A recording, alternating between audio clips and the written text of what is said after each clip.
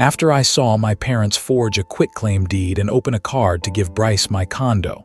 So I froze credit, changed locks and passwords, had them served at their luncheon, called cops when they refused to leave, got the county to pause the deed, and moved 900 miles away, no contact.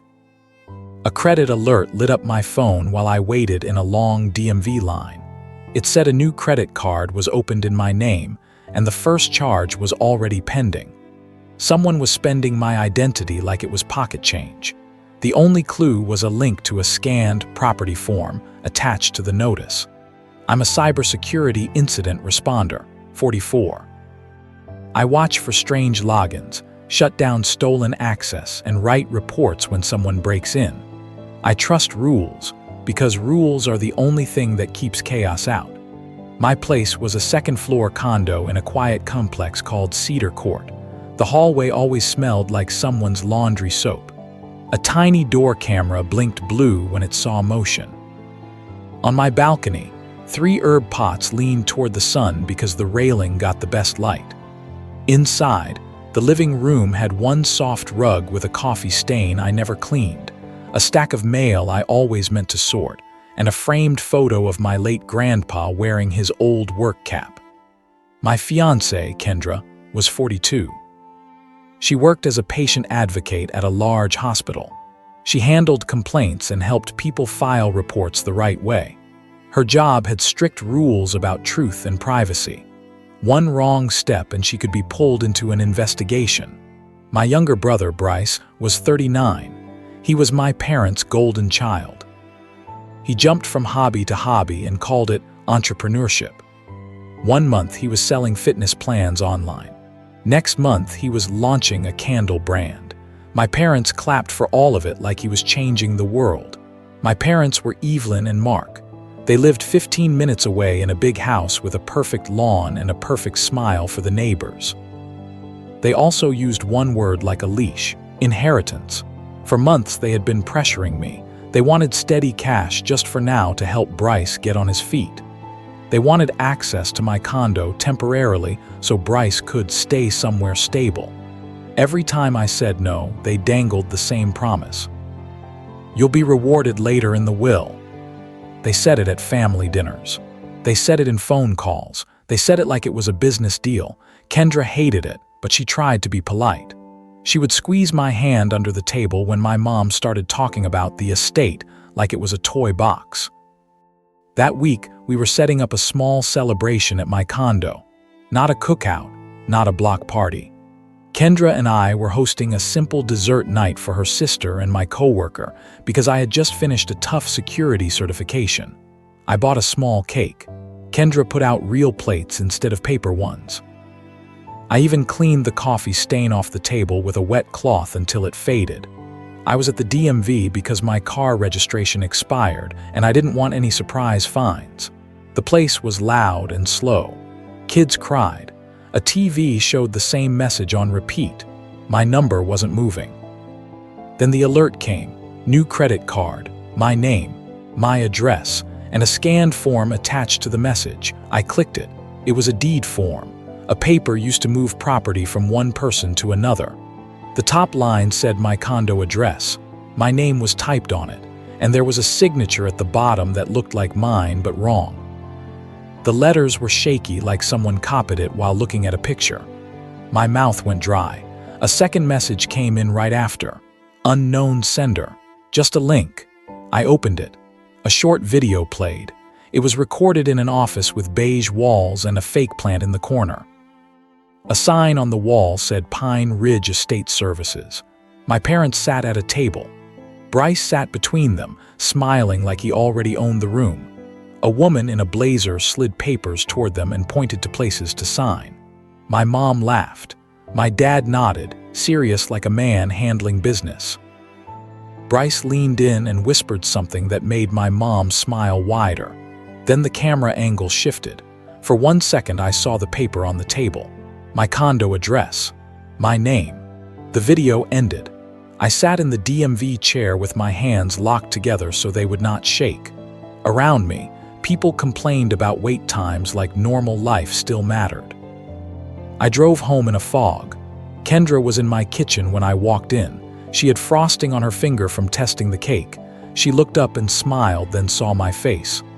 "What happened?" she asked. I didn't answer right away. I handed her my phone.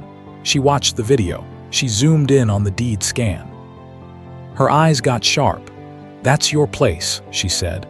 "They're trying to move your condo." I nodded once. Kendra set the phone down like it was hot. She took a breath, then said something that hit harder than the video. "If you give them your keys, you will never get your life back." It wasn't a threat. It was a simple fact. It was the kind of line you remember years later. I called my mom right then. I put her on speaker. She answered sweet. "Hi, honey.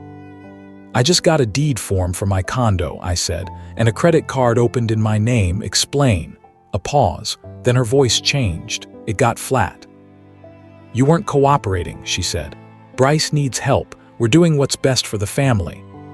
"That's fraud," I said. My voice stayed calm, but my stomach burned. She made a small sound like a sigh. "Don't use ugly words." "You used my name," I said. My dad's voice came on the line, deep and firm. "We're your parents. We can fix paperwork. Stop acting like a victim." Kendra stared at the phone like she wanted to throw it into the sink. I swallowed. "You promised me I'd be rewarded later in the will if I helped. Was that ever real?" My mom laughed, short and sharp. "The will changes depending on behavior." Then my dad said the line that snapped something clean in me. "Bryce is the future, you're the support." I didn't yell.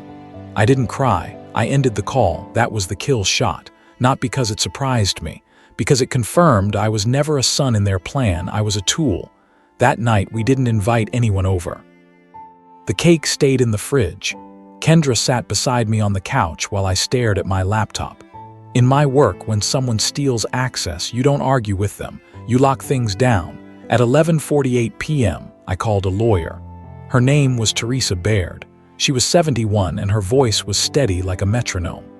"I need help," I said.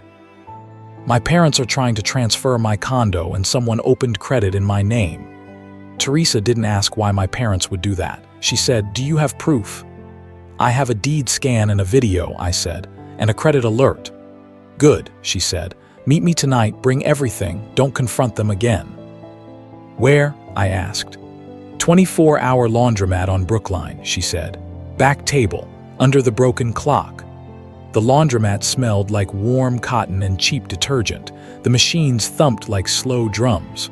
Teresa sat under a clock that was stuck at 217 like time had given up. She wore a dark coat and held a legal pad like it was part of her arm. I showed her the deed scan and the video. I played the credit alert. I explained the inheritance pressure. Teresa nodded once. "They're using the will as a leash," she said, "and they're testing how far they can go." "What do I do?" I asked. "We stack receipts," she said. "Money, location, communication, then we act official." The next morning, I did the first step. I froze my credit. I filed a fraud alert. I called the credit card company and told them the account was not mine. They asked security questions. I answered them. I asked for the application details. The email on the application was my mom's. The phone number was my dad's. The first charge was at a high-end furniture store. Money proof, clean and cold. Then I called my condo building manager, Miss Imani Cho. She knew me because I always reported suspicious people in the hallway. I asked if she could pull entry logs for my unit door and the main gate. She hesitated. "We can't share much," she said. "I'm the owner," I said, "and there's a fraud issue." She agreed to print the last 2 months of access history for my door keypad and the parking gate. The logs showed my door code had been used 5 times when I was at work. The parking gate camera matched my parents' car each time. My mom's face was even visible once, holding a bakery box like she was doing something nice. Location proof. Then came the part that made me feel sick.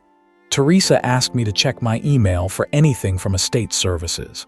I searched Pine Ridge. Nothing. Then Kendra said, "Check your spam."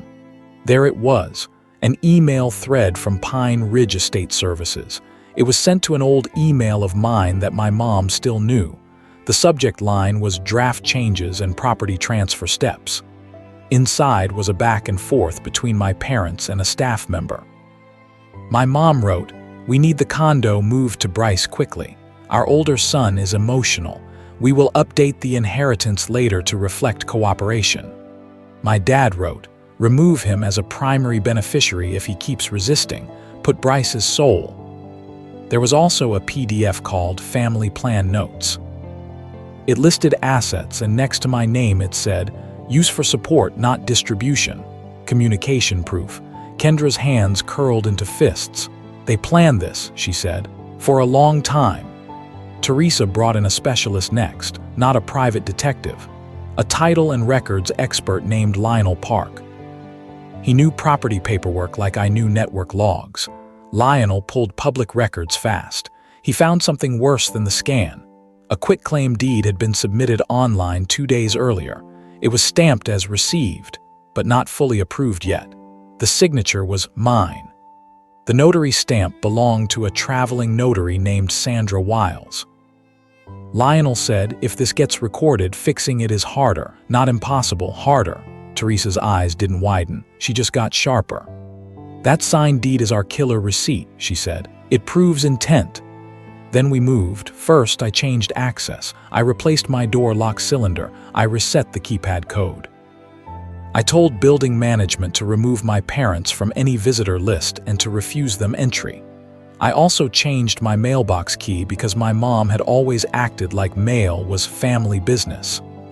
I updated every password tied to money and property. Banking, utilities, condo portal, even my cloud storage. In my world, you cut off stolen access first. You ask feelings to wait. Next, Teresa filed official reports. She explained it in plain words. "We tell the county recorder this deed is fake," she said. "We tell the bank the card is fraud. We make a police report for identity theft and trespass." I hated hearing police connected to my parents. Then I remembered my dad's voice. "You're the support." No, not anymore. The humiliating step came 2 days later. My parents were hosting a volunteer luncheon at their community center. My mom loved that place. She loved standing at the front with a microphone, smiling like she was the heart of town. Teresa arranged for a process server to walk in and hand them papers. Not a dramatic scene, just a simple official notice. It said they were not allowed on my property. It said they must stop using my name. It said further steps would follow if they didn't. I didn't go inside. I waited in my car outside and watched through the glass doors. My mom's smile froze when she opened the envelope. My dad stood up too fast and knocked over a cup. People turned their heads. Their perfect image cracked in public. That night, my dad called me from a different number. "Are you trying to shame us?" he growled. "I'm trying to stop you," I said. He lowered his voice like a warning. "Remember the will." I almost laughed. It came out as a short breath. "I remember everything now," I said, and ended the call. The confrontation happened in daylight 3 days later, right in my condo courtyard.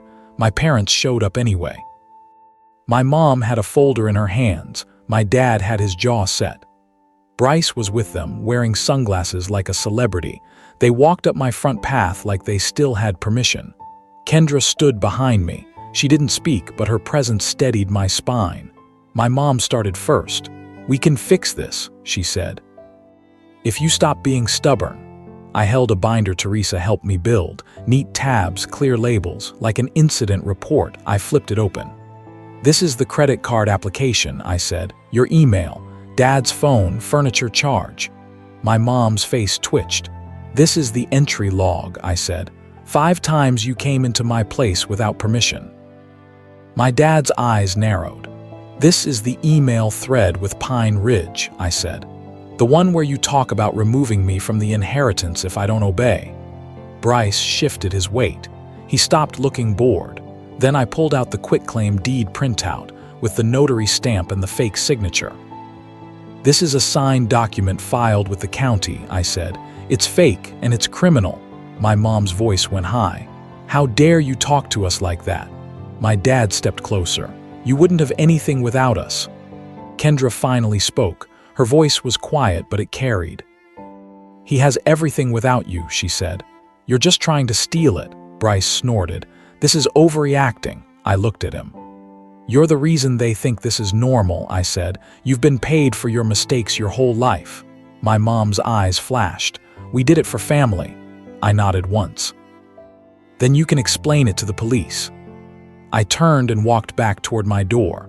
My parents followed, still talking, still pushing, still acting like they owned the hallway. That's when Miss Cho, the building manager, stepped out with a security guard. "Sir, ma'am," she said to my parents. "You've been told you are not allowed here." My dad tried to argue. My mom tried to cry. Bryce tried to laugh it off. Miss Cho didn't care. The guard asked them to leave. They refused. I took out my phone and called the non-emergency line Teresa gave me. 2 officers arrived within minutes. They listened. They looked at the notice. They asked whose name was on the deed. Mine. My parents tried to talk their way out, but the officers were calm and firm. They told my parents to leave the property. My mom's face changed when she realized she couldn't charm her way through a badge. My dad's shoulders dropped like someone turned off his power. They walked out to the front lawn near the sidewalk, and that is where the crying finally started. Not quiet tears. Loud, messy crying. My mom sank down in the grass like she couldn't hold herself up. My dad stood stiff, then covered his face with one hand like he was embarrassed to be seen breaking. Bryce looked at them, then at me, then backed away like he didn't want to be connected to the scene. He didn't comfort them. He didn't apologize. He just left. Seeing that, my mom cried harder. It was like she understood too late that the golden child didn't carry anyone. He just took. A week later, we sat in a conference room for mediation at the county annex. Beige walls, a plastic pitcher of water, papers stacked like bricks. Teresa sat beside me. My parents sat across with their own lawyer. The mediator asked, "What is the goal today?" My dad leaned forward. "We want peace. We want our son to stop this. We're willing to adjust the will if he cooperates." There it was again. Inheritance as a leash. Teresa slid the quitclaim deed copy across the table, along with the fraud report number and the email thread printout. "This isn't a family misunderstanding," she said. "This is planned misuse of name and property." My parents' lawyer shifted in his seat. He looked less confident now. The mediator asked my parents, "Did you sign and submit that deed?" My mom's eyes darted. "We were just trying to protect assets," she said. "By forging a signature?" the mediator asked. Silence. I was winning on paper. The county paused the deed. The credit card was closed and marked fraud. The police report was on file. My parents' story was crumbling. Then my dad tried one last move. He looked right at me and said, "If you keep attacking us, you will get nothing. We will cut you out." The old me would have flinched. The new me felt calm. Teresa slid one final document toward me. She explained it simply. "This paper says you refuse anything from their estate," she said. "Even if they try to leave it to you later, it breaks the leash." Kendra's hand found my knee under the table, not to push me, just to anchor me. I read the paper. It was plain language. It said I was giving up any claim to inheritance. It also included a no-contact agreement. All communication would go through lawyers only.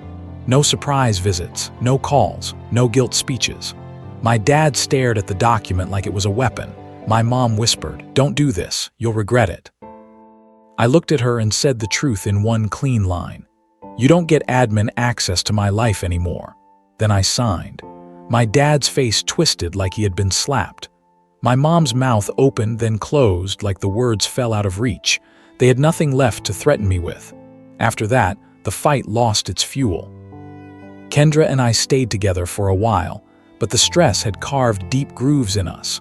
Her hospital pulled her into a review because my mom tried to file a fake complaint, claiming Kendra shared private family records and used her job to pressure people.